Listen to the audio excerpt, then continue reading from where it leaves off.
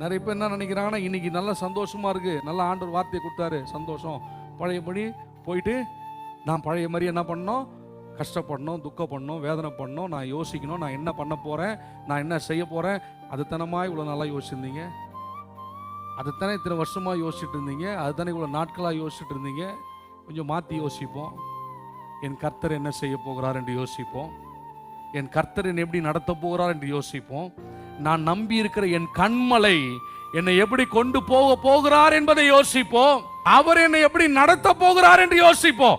நான் எப்படி நடக்க போறேன்னு யோசிச்ச காலம் போதும். எப்படி நடத்த போறேன்னு சொல்லிட்டாரு, எப்படி மாறுதலை கொடுக்க போறேன்னு சொல்லிட்டாரு. நீங்க இப்போ மனுஷங்களோடு ஓடிக்கொண்டிருக்கிறீங்க, உங்களை குதிரைகளோடு ஓடும்படியாக நான் உங்களுக்கு மாறுதலை கொடுக்க போகிறேன்.